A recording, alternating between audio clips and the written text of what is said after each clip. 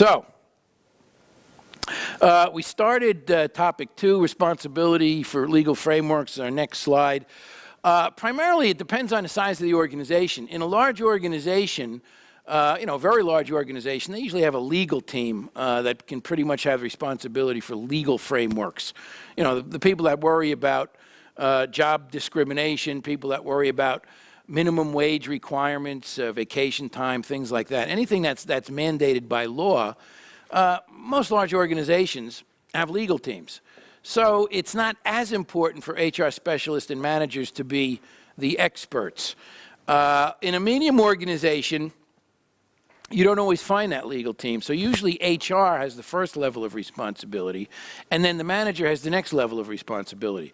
And of course, in a small organization, you may have no HR specialist, which means the manager has to have a fairly good understanding of legal requirements. Now, what we're saying here across all different sizes of organizations, every manager should have some basic idea of legal responsibilities when it comes to their employees, what you can do, what you cannot do. Because, I mean, they're the ones that are on the front line every day with employees. So that's why, if you notice, managers really do appear in every level of every size organization. Makes no difference. Managers have to have a basic, fundamental understanding of legal requirements, the do's and the don'ts, okay? And we're going to talk about those tonight. As we've mentioned before, a lot of your material is heavily Australian weighted, and that's also true when we talk about legal frameworks. I've kind of taken the Australian side out of it and taken basic fundamental laws, things like job discrimination, equal employment opportunity, harassment, and things like that have more of a universal standard, and I'm going to apply those so that you'll have a better understanding of how they would apply here or in other countries, all right? Now, we will have 2 slides that discuss some standard Australian laws. It's in your book. I have to include it in the course, okay?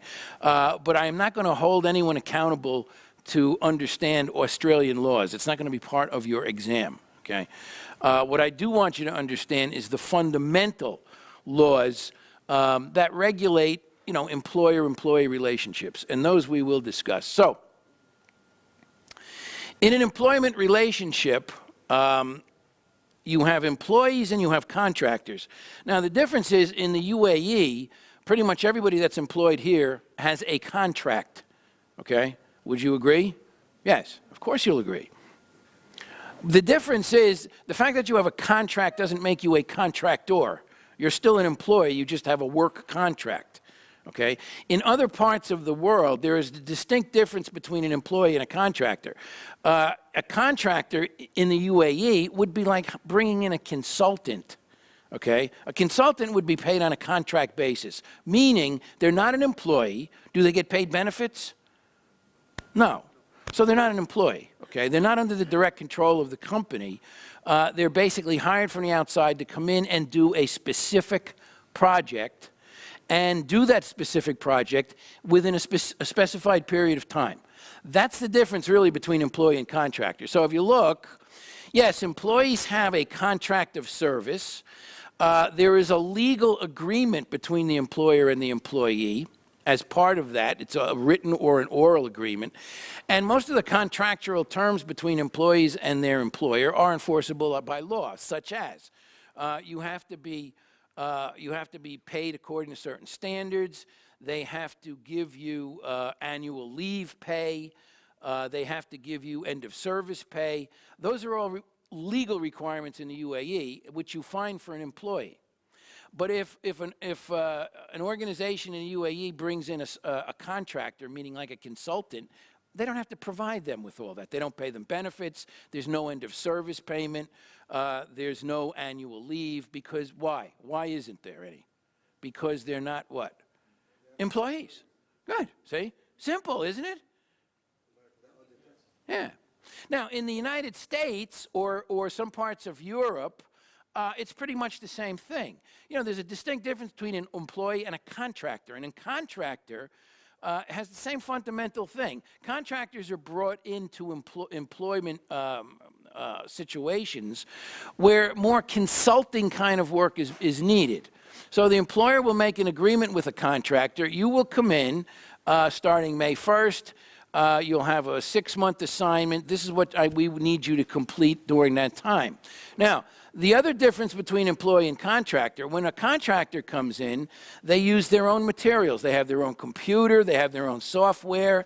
They pretty much work their own hours of work, okay? So they basically have control over what they do. Whereas an employee, all of their equipment, their computers, their desks, and so on, are all supplied by the employer. The employee has specific work hours that they have to work and other requirements, and they get paid benefits and so on and so forth. What's that? Oh, I'll have one of those. No, the Apple.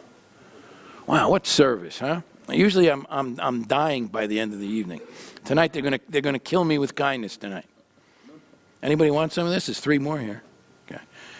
Just raise your hand.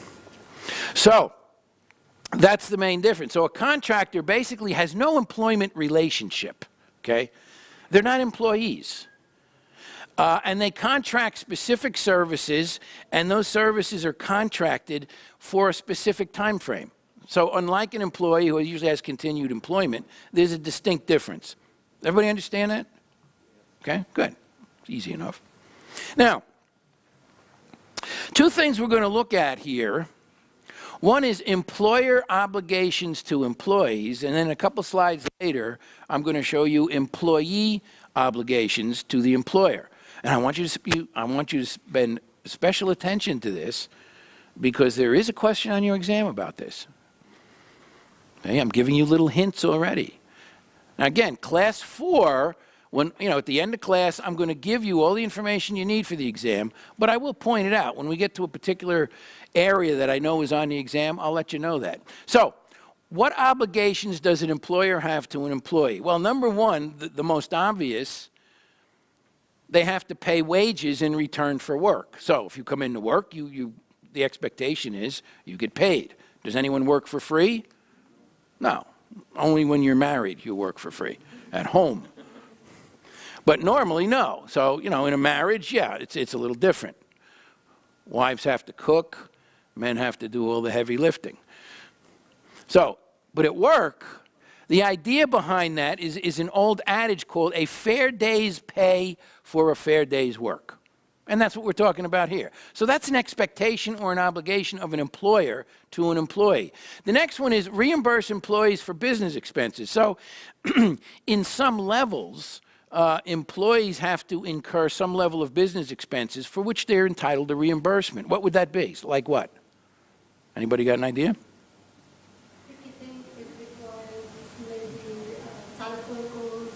Yeah, it could be. Could be telephone calls they've had to make. It could be transportation reimbursement if they were asked to go somewhere specific to visit another client. It could be hotel reimbursement, airline reimbursement, meal reimbursements, a lot of different. Could be training reimbursement, okay? If you went on a training exercise that you had to pay for, but it was for your company, then you would be entitled to a reimbursement for that. Huh? Missions? Like what? Yeah. Yeah. Yeah, normally, it has to be agreed to in advance. But the expectation is, if I have to lay out money on behalf of my employer, then I have a reasonable expectation I'm going to be reimbursed for it. Okay, and that's what they're talking about here. The other thing is, this sounds a little weird. It says, provide work when employees are available. And I know that sounds kind of strange. It's taken right out of your book. What they're basically saying is, if I come into work, my expectation is that the employer has work for me to do, all right? So if I go into work and then the employer says, oh, gee, I'm sorry I had to drive, 100 kilometers today to get here to work, but you know what? I don't have any work for you to do. That wouldn't be very fair. So the point being, if an employer is employing people and they are coming to work, the expectation is there is work available when they get there. That's what they're talking as an obligation, okay? Now, in some countries, US for example, if I go to work and I get there and there's no work available, the employer is responsible to pay me at least 4 hours pay. Okay, it's called reporting pay. Okay, so there is a level of expectation and obligation that if I come to work, here, well, okay, see, there you are. And like I said, it's different in every country. But the idea is if I'm coming to work every day, the obligation on the employer's part is that you have something for me to do. That's the obligation. Provide a safe and healthy workplace. This is pretty common internationally. Most countries have laws that regulate safety and health. Okay, so the concept here is that an employer has an obligation to provide you with a safe work environment free from hazards. That's an obligation of the employer. But you do have an obligation. You have an obligation to work safely. That's right, to follow instructions, to wear safety equipment, and so on and so forth. But the employer has the obligation to provide you with a workplace that is free of hazards, okay? The other thing that's an obligation of an employer is to protect their staff from discrimination and harassment. We're going to be talking a lot about this tonight, okay? Discrimination and harassment. And there's all kinds of discrimination and harassment, okay, which we will talk about in a little while. The other thing is protect employee privacy. This is becoming more and more of a critical factor for employers to protect employees' privacy. When we talk about privacy, what does that mean? Well, salary information, yeah, that's private. Yeah, and personal data. It's like where do you live, your telephone number, okay, your Emirates ID card number, and salary information. That's all private information that shouldn't be available to non-authorized people, okay? And why is this privacy thing becoming more and more critical today with technology? Anybody want to grab at that? Yeah, yeah, because, you know, some organizations are basically using, you know, cyber war to basically invade employers' databases and steal information. And some of that information, you're right, a lot of information is being used for marketing and so on and so forth, okay? You know, I don't even like, you know, when you go into, I think Carrefour started it now, they have these cards. So every time you go to buy something at Carrefour, you give the card to the sales girl and they run it through their computer, okay? You know what? I never use that. Because it's like, what they do, see, they did this in the United States years ago, too. They keep a running record of what you buy. Well, you know what? That's nobody's business. You know, I'm particular about my privacy, okay? You know, what I buy, I don't want somebody tracking. Not that I'm hiding anything. It's like an invasion of my privacy. You know, I mean, the brand of toilet paper that I buy, they don't need to keep a record of that, okay? That's my point. So, protecting employee privacy becomes more and more important and more difficult today because everybody is trying to crash companies' computers, get personal information, and oftentimes that happens. Okay, so we have to be very careful with that. So all of those are employer obligations. Now, in the employment world, this also is on your exam, by the way. Vicarious liability. What is it? Anybody ever hear of vicarious liability? No? Okay, well. Yeah, well, we're going to tell you what it is. It's a little long. I'll simplify it. This is from your book. Okay, so if you read your book, it's not that much different. So in an employment context, vicarious liability of an employer is liability that derives from the acts of employees while working on behalf of the employer. The term is often used in personal injury cases where an employee injures another person while on the job. The employer may be responsible for the party harmed, even though the employer was without direct fault. Vicarious liability says, very simply, the actions of your employees, okay, are linked to you, the employer. So whatever they do, you are responsible for.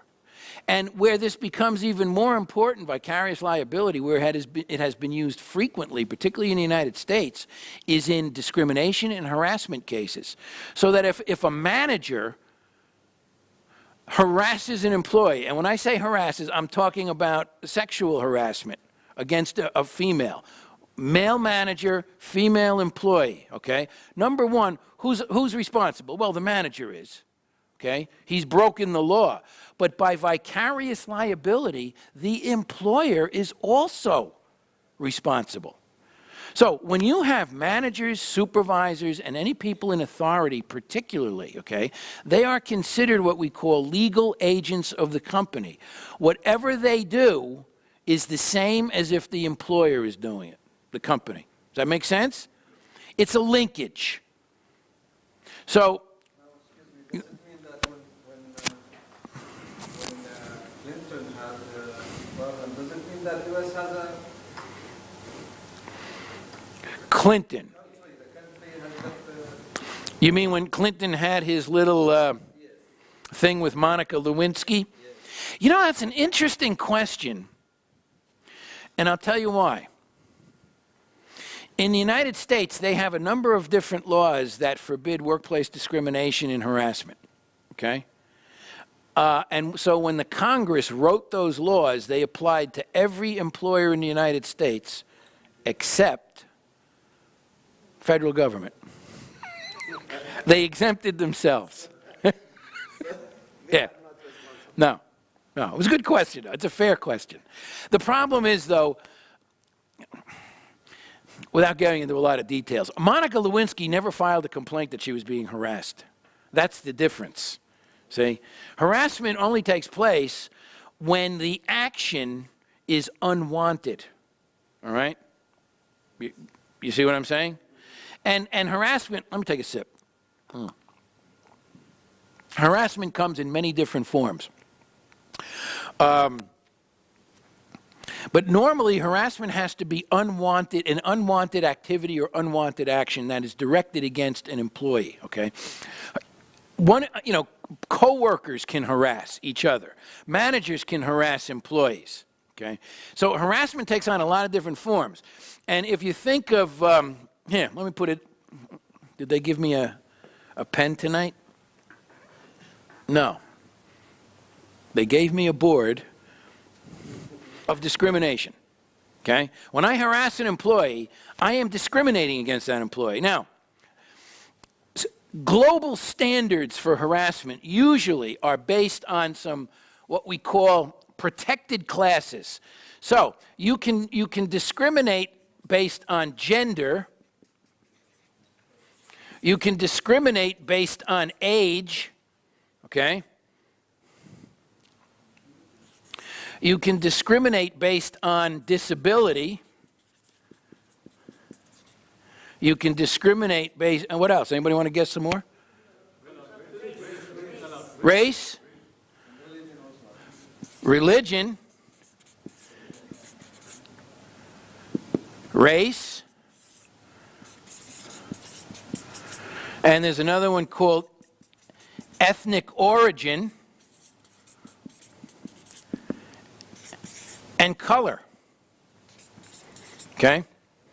All of those from a wide point of view, okay, universally, are considered areas where job discrimination and harassment, okay, are related to. All right? So if I discriminate against someone in employment, I don't hire someone specifically because of their gender, age, disability, religion, race, ethnic origin, or color, I am discriminating against them because I'm not refusing to hire them based on their level of thank you, qualification. I'm not hiring them because they're in one of these what we call protected classes. That's discriminatory, okay? Harassment, once someone is working and I harass someone because of their gender, because of their age, because of their physical disability, because of their religion, their race, their ethnic origin, or their color, if I harass them, make fun of them, make very inappropriate jokes about them. If I have a disabled person with one arm and he has one arm, and I call him Lefty, for example, okay, over a period of time, that's harassment, all right? Everybody kind of see this? It's very important that you understand these concepts, okay? I mean, you might even want to write them down because they are fairly accepted universally, all right? Pretty much. Not in every country. Some countries don't recognize gender discrimination, okay?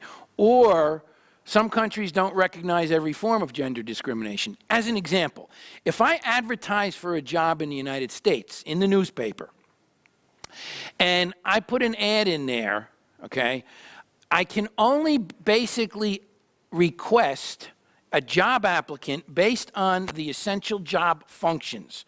I can't request a specific job applicant based on their race, their religion, their gender, and so on.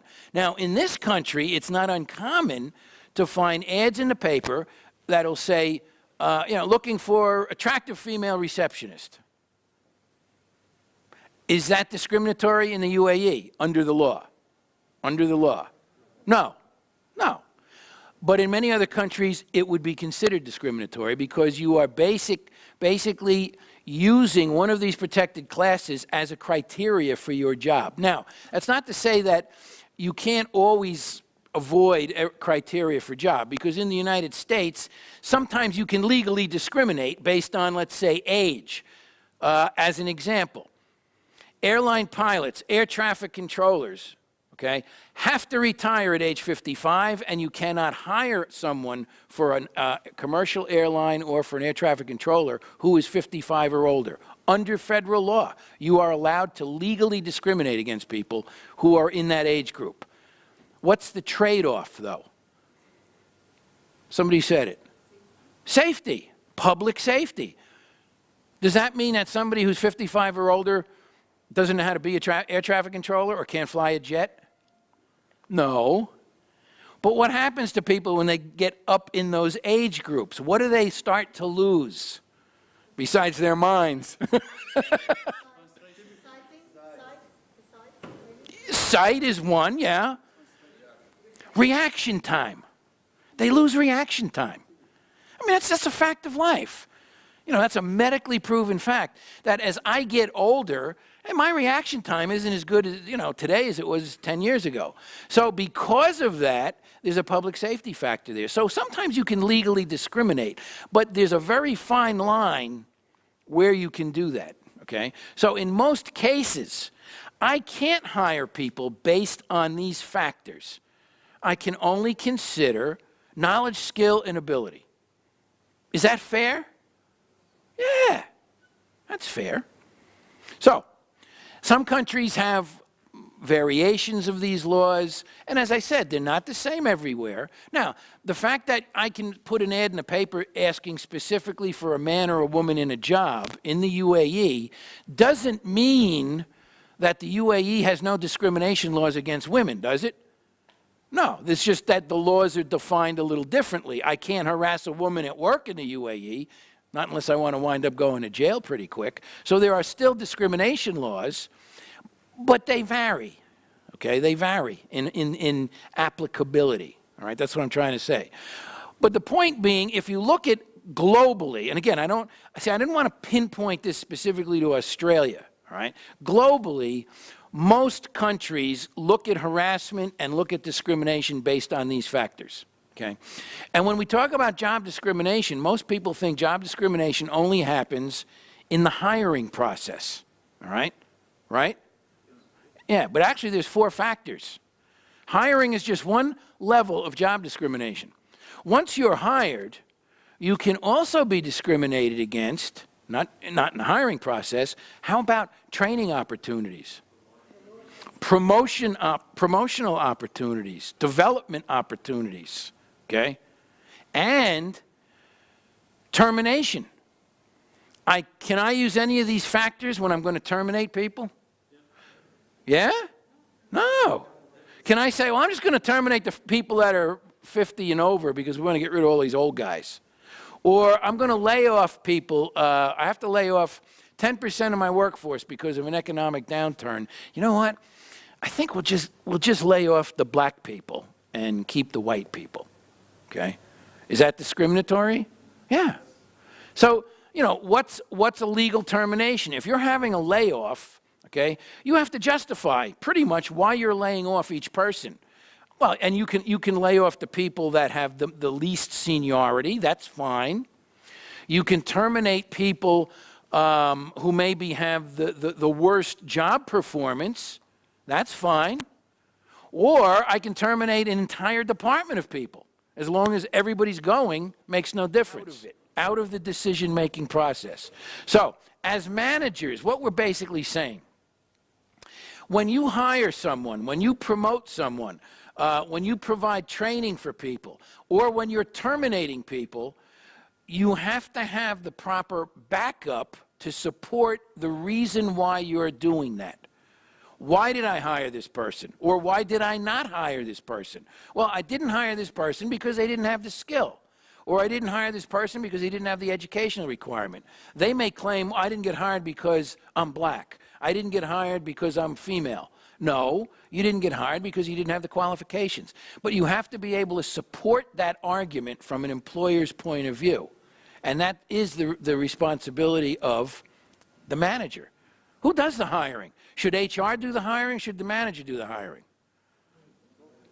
Yeah, but who should be making the real decision? Manager. What does HR know? They don't know who's good, who's not good in your department. Because only you can make that decision as the manager. Yeah, HR is in the process. So if you discriminate against someone, you don't hire someone because they're female, boom, vicarious liability. If you terminate people specifically because of their religion, boom, vicarious liability. So you see, the point being, whatever you do as a manager, you are immediately including your employer in any issue that can arise out of that, okay? If you harass an employee at work, if you harass an employee based on their gender, based on their age, disability, religion, race, ethnic origin, color, or you allow other employees to harass coworkers, put nasty cartoons about them up on the bulletin board, okay? That's harassment. You are responsible as the manager, and the company is responsible through vicarious liability, okay? Everybody got the picture? Yes? Some candidates are overqualified for the position. As long as you can support that argument. What's happening today, and not so much in the UAE, but in other parts of the globe, when someone doesn't get a job, they run to the government agency that investigates discrimination.